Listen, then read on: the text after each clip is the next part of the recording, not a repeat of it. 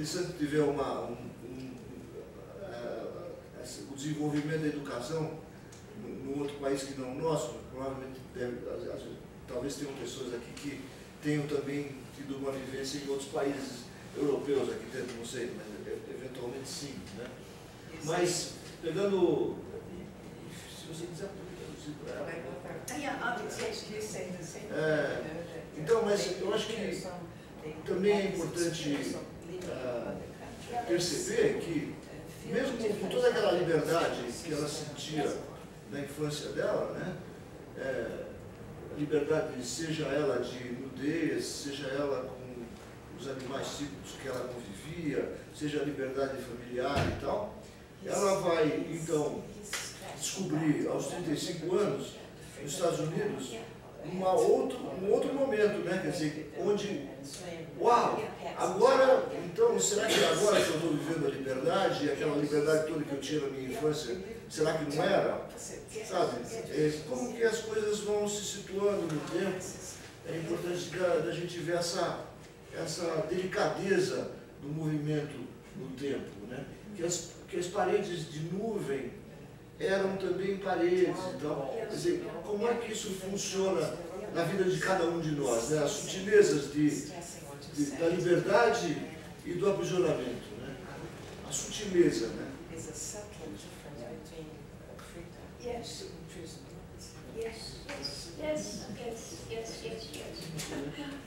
O quarto, talvez. A primeira coisa que eu quero dizer é que eu fiquei com muita inveja. I'm so envy of you, of your childhood. I feel very blessed.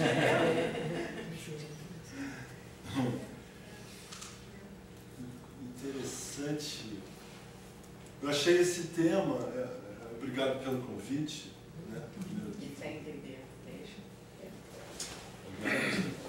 Prazer estar aqui. Rubens eu conheço, como ele falou, eu conheço há mais de 30 anos. E a Clover eu conheço há 30 anos. Eu estava me lembrando, a primeira vez que nós nos conhecemos, num workshop em Nova York com o Mo. Depois nos encontramos várias vezes.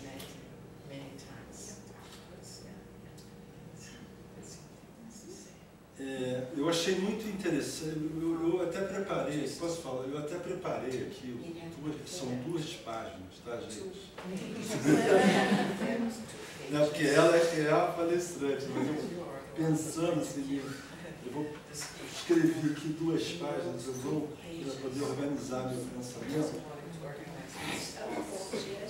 porque eu acho que esse tema é de fundamental importância nós darmos atenção para ele.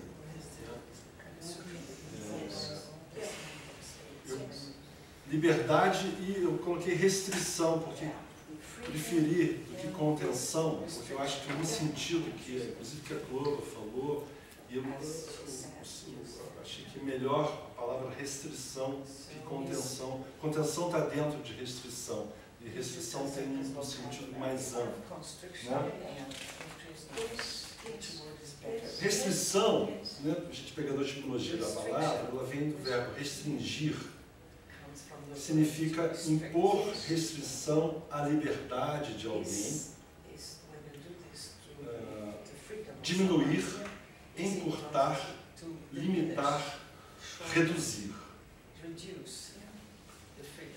Já liberdade significa estado de pessoa livre e isenta da restrição externa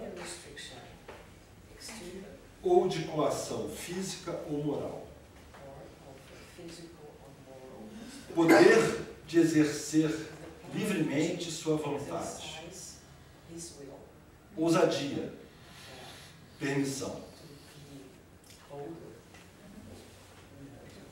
E pensando em liberdade, me lembrei de como Descartes pensa sobre liberdade. Ainda que Descartes seja um filósofo muito atacado e às vezes muito mal interpretado, ele tem coisas muito boas. O Descartes fala que liberdade, para ele só concebe liberdade como ato. É muito interessante, né, esse conceito, liberdade como ato.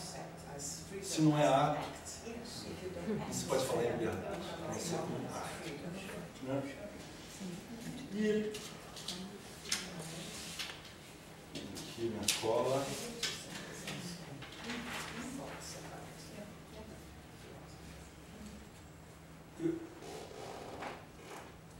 Se esse binômio, liberdade e restrição, ele está harmônico, ou há uma pequena oscilação entre, né, a prevalência de um sobre o outro, eu acho que a gente tem uma situação, eu não diria de felicidade nem de saúde, porque felicidade e saúde são...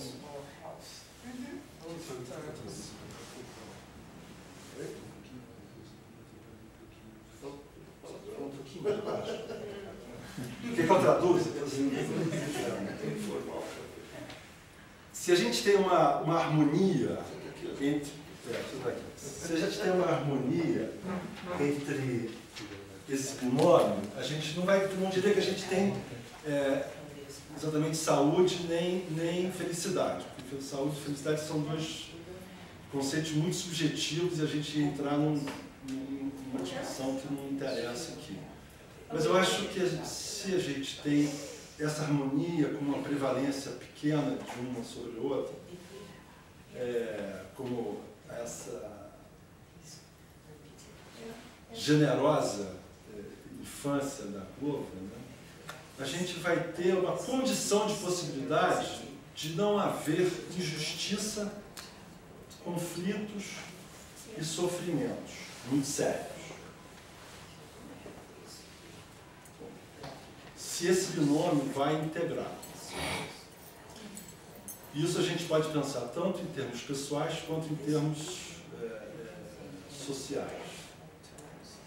Em termos sociais, se esse binômio vai... E acho que esse binômio ele tem implicações pessoais, sociais e políticas. Né? Talvez o melhor exemplo, eu vou dar um exemplo de cada... Um exemplo de uma harmonização desse binômio seria, socialmente falando, a cidadania. Né? Cidadania é a possibilidade do exercício de seus direitos de cidadão aliado à sua obediência, né, aos seus deveres e aos seus direitos de cidadão. Isso... Politicamente, quando eu estava pensando sobre isso, eu me lembrei, né, quando voltou aquele que o João Bosco cantava em Bêbado e Equilibrista, letras do seu parceiro, que foi um hino, Bêbado e Equilibrista, se vocês lembram, né, foi um hino da anistia pela volta dos exilados. Aquele quem ele cantou, que era o irmão do Enfio, Betinho, né? Grande sociólogo, tive o prazer de conhecê-lo pessoalmente. Quando o Betinho voltou,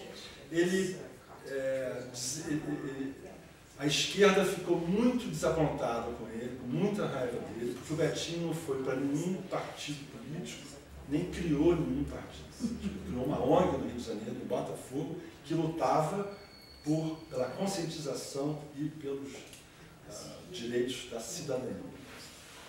Eu tinha dito que a coisa mais revolucionária no nosso país seria a conscientização da cidadania, que implica na liberdade de usar os seus direitos de cidadão com o cumprimento dos seus deveres e obrigações de cidadão. Se a gente tem a prevalência da restrição, nós vamos ter, no nível pessoal, a restrição no nível pessoal vai gerar sofrimentos e conflitos que serão a etiologia mesmo da psicopatologia. E restrição aí eu estou incluindo não só a repressão, mas também a falta. Quando há a restrição da presença. A restrição da presença, a restrição do afeto, a restrição do amor também gera patologia. No nível social, né, como a Clô lembrou, né, se a restrição é prevalente, vamos ter estados ditatoriais, famílias ditatoriais, estados ditatoriais, né, países ditatoriais, com consequências também, como ela mesma lembrou ali, para a subjetividade do sujeito. Não necessariamente criando uma patologia, mas criando uma subjetividade inerente dessa relação de um estado ditatorial para com um cidadão. Terminando, quando a gente tem prevalência da liberdade sobre a restrição, a gente também vai ter, no campo, consequências nos dois campos. No campo pessoal, a gente vai ter aquilo que em psicanálise, psicologia, psicoterapia se chama de um comportamento psicopático. Né? Temos também, a nível da cultura, um problema hoje em dia. Né? Por exemplo, os jovens de hoje em dia, né,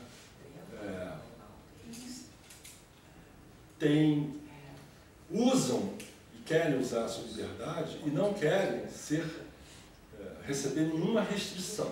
Né? A lei, quem tem filho, quem tem paciente, quem tem sobrinho, né, sabe disso, como hoje em dia os jovens têm essa dificuldade. Eles querem ter os bônus da vida, não querem ter nenhum ônus,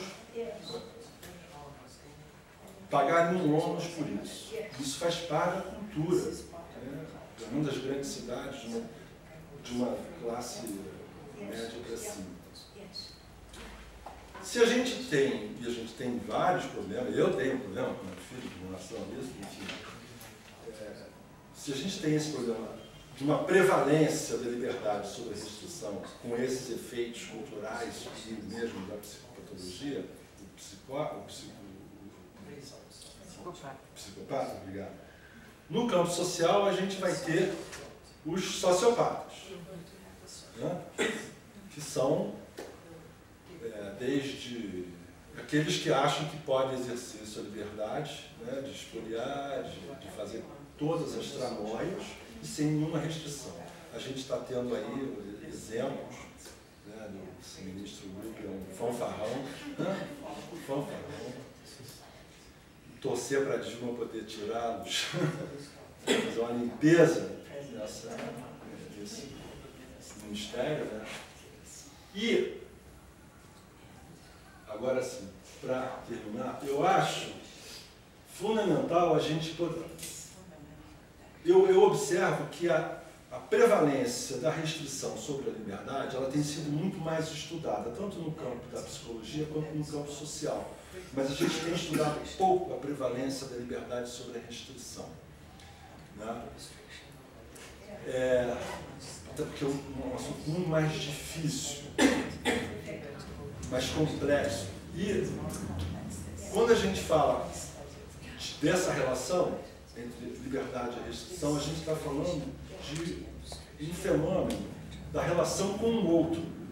E a gente está falando implicitamente, tem aí uma questão da alteridade, ou seja, da tua relação com um outro. Seja isso uma coisa mais simples, que é você fechar um cruzamento, não está nem aí para o outro, né? Não exercer cidadania, seja nos regimes ditatoriais, dos cadafres da vida, mas seja também numa atuação, por exemplo, de um NEM da vida. Eu que sou do Rio de Janeiro, ainda sou do Rio de Janeiro, só não tenho sotaque, vou manter o sotaque. O NEM, se você ouvir os relatos do NEM, o que ele fazia na Rocinha, não tem diferença. Ele é tão ou pior do que o cadastro do dinamismo da vida. Isso não está fora. Isso não está lá acontecendo só na Líbia. Isso está acontecendo No Rio de Janeiro, com certeza. Em São Paulo eu não conheço essa realidade tão de perto, mas no Rio de Janeiro isso acontece. Né? E essa questão da alteridade é uma questão que está também em um nível muito mais restrito com os nossos filhos. Né? E eu, agora sim, colocando para pensar, porque isso é uma questão que eu estou querendo pensar agora nas pesquisas que eu estou me propondo a fazer, acho que nós atuamos naquilo sob o mandato de Górgona. Górgona é uma divindade grega, né? E eu acho que merecemos pensar sobre isso. Eu vou ler rapidamente sobre isso e termino.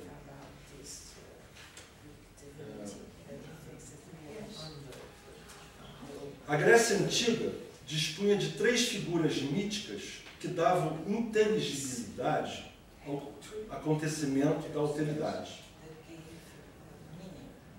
Essas figuras se marcam em potências divinas, as 3 divindades mascaradas, Górgona, Dionísio e Artemis. Vou me restringir a Górgona. A máscara monstruosa de Górgona traduz a autoridade extrema. É o horror daquilo que é absolutamente outro, o indizível, o impensável, o puro caos, o confronto com a morte, imposto pelo olhar de Górgona. Todo aquele que cruza seu olhar, todo ser vivo que se move e que vê a luz do sol, transforma-se em pedra congelada, cega e escura.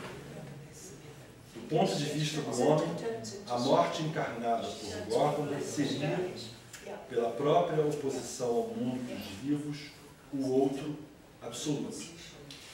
E aí, o melhor exemplo que infelizmente, né, o ser humano tem dessa prevalência da liberdade sobre a restrição vivida sob a égide de Górgona é Auschwitz. Auschwitz é nome que marca o limite do conhecimento histórico, nome próprio de uma para-experiência ou de uma destruição da experiência. Território de ausência total de legitimação, onde a própria enunciação da experiência é impossível. Nos campos de extermínio, não teria havido sujeito na primeira pessoa do plural. Vou repetir. Nos campos de extermínio, não teria havido sujeito na primeira pessoa do plural.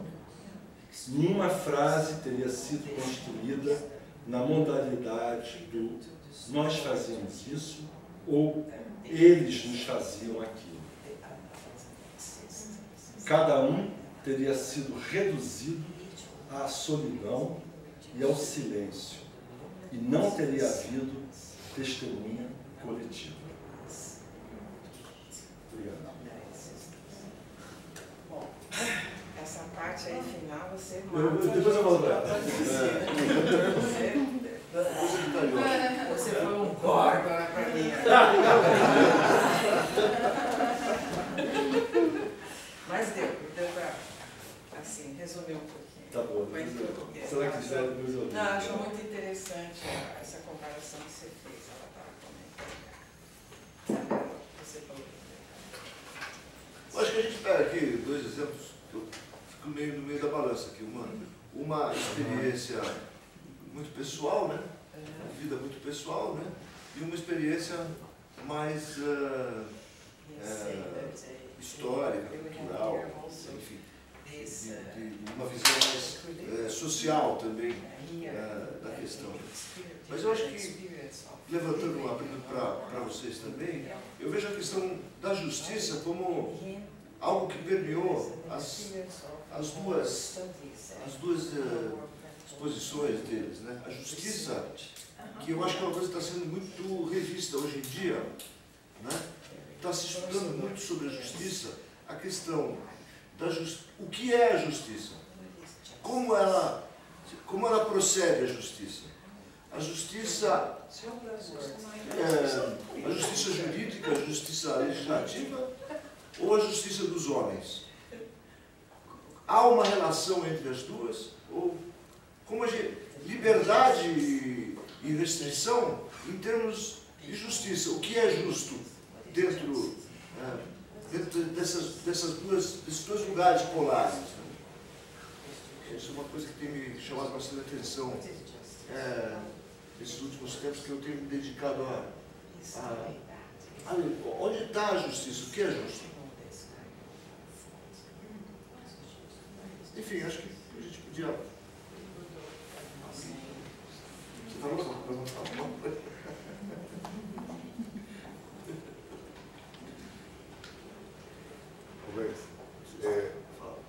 Eu estava aqui pensando comigo assim, porque quando ela fala da infância, ela fala de um lugar. O Kota fala fala de Auschwitz. E aí a gente fala de ambiente. Eu comecei a pensar nessa questão do ambiente. Porque no ambiente a gente constrói como a família, quando a gente traz as nossas neuroses, toda essa questão em função do pai, da mãe, essa coisa toda, a gente traz também da sociedade. É o que a gente hoje está construindo para o amanhã, né? Que é hoje toda essa marginalidade, toda essa questão de ter vantagem sobre alguma questão, é a marginalidade oficializada dentro das instituições, tanto privadas como públicas. Eu acho que isso talvez aí é aonde talvez tem que se pensar muito, porque a própria justiça se encaixa, mas ela se encaixa a favor de um benefício que ela vai ter depois disso. Talvez foi o que me veio assim no primeiro momento, não sei se deu para entender. Eu acho que tudo está ligado a essa questão ambiente, né? A questão da falta de afeto, eu ter que sobreviver de qualquer maneira, estar sujeito ao outro de qualquer jeito, sem ser olhado. São os cruzamentos fechados na vida que a gente encontra por aí, principalmente quando mais se precisa, as pessoas fecham os cruzamentos, né? Então acho que... E a gente vai se alimentando disso, porque a gente também vai ficando com raiva. E depois a gente vai expressando isso de outras formas. Mas de qualquer maneira a gente vai reinfectando todo esse processo, todo esse contínuo, né? Você acha que O que mais que pode surgir, inclusive de exemplos, né? Você estava falando aí, na última fala da Clova, que a gente fez uma apresentação lá na USP, ela não compartilhou aqui hoje, não sei porquê, talvez porque não deu tempo, mas ela estava contando, quando ela voltou dos Estados Unidos para a Europa, a guerra tinha terminado, mais para frente, um pouco, ela teve a oportunidade de trabalhar 15 anos depois que a guerra terminou, 15 anos depois, de trabalhar com pessoas que permaneceram nos campos de concentração durante 15 anos. De refugiado. Hein? De refugiado. Como? Não era de concentração, mas era nos campos de refugiados. Era nos campos de refugiados. E justamente aqueles que não tinham para onde ir. Saídos dos campos de concentração. Exato, obrigado. E isso 15 anos depois que o conceito de liberdade e restrição ali tão aplicável. Como é que a gente reage a isso? Como é que nós reagimos? Né? Porque, como o Zé falou, que inveja da infância dela. Né? Eu também, quando escutei, também senti uma inveja. Falei, pô, eu fiquei pensando, quando que na minha vida eu pude viver essa alegria, essa liberdade e tal? Eu acho que não encontrei, mas naquela época, né? Então, como é que isso se aplica em exemplo? Mas eu acho que você perguntou se alguém tinha tido alguma vivência fora, né? Também mas talvez não uma vivência fora, mas eu acho que tem muito a ver com códigos, né? Com o que a primeira coisa que me veio foi assim, liberdade e restrição. Não sei porquê, mas me veio Jéssica, né? Isso está assim desde o nascimento, desde a entrega, desde a vida, né? E o quanto precisamos dos dois movimentos, né, eu acho. Né? Aqui tem uma palavrinha aí no meio que não foi usada, mas eu acho que é importante, que se confunde muito liberdade com libertinagem, que é diferente uma coisa da outra, né? E vai na restrição, nessa libertinagem. Você já ofende o outro, já não é justo você ter essa libertinagem, você perguntou de justiça, esse código daí, já, a libertinagem já está infringindo um código aí, né? Já, não é ser livre, ser libertino. Aí tem um conceito aí muito delicado também, que tem que ser muito avaliado, que confunde a todo mundo. Tem um exemplo, já? Esse negócio de você parar no meio de um cruzamento é uma libertinagem, né? Você não tem essa liberdade de fazer isso num cruzamento de trânsito. Um procedimento mais básico, primário nosso, que você não tem essa liberdade de fazer isso. Você está ofendendo, não é justo, você está ofendendo o próximo, você está invadindo uma situação. Rubens, só uma observação. O que foi falado, acho que a gente tem dois caminhos que eu acho que são importantes a gente focar. Primeiro é o de curto prazo e depois o de longo prazo. Como que a gente, no curto prazo, aí no caso eu vou olhar com você que é a justiça, porque só a justiça vai equilibrar os dois momentos. Mas no longo prazo, o que a sociedade, o que nós aqui envolvidos podemos fazer se não for pela educação, de trazer este equilíbrio entre a liberdade e a... Eu vou até essa restrição que você chama, eu não sei se eu colocaria isso como disciplina, porque você tem que de alguma maneira criar um senso de disciplina, mas como é que você influencia a geração que começa agora se não for por um modelo de educação? Tudo bem, você vai educar, mas se a educação vai dar fruto daqui a 10 anos, como é que você equilibra agora com justiça? Porque acho que sem a justiça hoje ajustada, ou sem a educação para esta geração que está começando, nós vamos ter o problema daqui a 20 anos de novo. Como que a gente equilibra essa questão? Em que fórum? Político?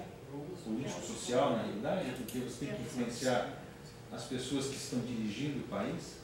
Acho que no caso, o exemplo que ela deu é um exemplo interessante, porque ela, na realidade, ela viveu um pouco isolado da realidade, porque ela foi para a América. Se ela vivesse na Inglaterra, teria ido na guerra. Não teria tão... A liberdade seria tolhida dela. Mas como que a gente influencia isso hoje? Aí eu estou derrubando a pergunta, porque eu vejo que são dois momentos, curto prazo e longo prazo. Porque essa falta de educação que nós vemos é um processo que veio lá de trás. De alguma maneira, não teve aquela educação que a gente espera. Falta de liberdade, ou excesso de liberdade, com falta de disciplina, falta de ajuste. Como que a gente conseguiria fazer isso? Valores? Você tem que levantar a questão para todo mundo, não para nós. Acho que é um movimento social, né? Mas fala. Se buscando isso, né? Acho que ela levantou a mão primeiro, ela não escuta. É que eu fiquei pensando assim, vocês estão falando mais de uma liberdade social, do fora e tal. Eu fiquei pensando mais numa liberdade, numa restrição, num nível individual. Nesse ponto em que a mente te restringe a sua liberdade, ou te breca, sei lá, fruto de educações, às vezes, porque hoje os pais estão com muita dificuldade de pôr limite para os filhos, um pouco oposto de antigamente, que as pessoas tiveram educações muito rígidas. Então, tem um mundo maravilhoso, oferecendo 1 milhão de possibilidades, e a pessoa tem um mundo tão restrito, porque ela breca, ela não tem, na verdade, essa liberdade, porque eu acho que a liberdade é algo que vem de dentro. Então, se você não tem essa liberdade interior, até num campo de concentração já tem relatos de pessoas que tinham essa liberdade interior, e mesmo com aquele cerceados ali de toda a liberdade máxima, eles poderiam escrever, aqueles que tocavam instrumentos, né, que tocavam piano, era naquele momento que eles buscavam um pouco de sanidade ali dentro. Então eu penso mais nessa liberdade de restrição no nível mais individual, nesse sentido. Que eu vejo, às vezes, mesmo em consultório, né, as pessoas chegam vivendo um mundo tão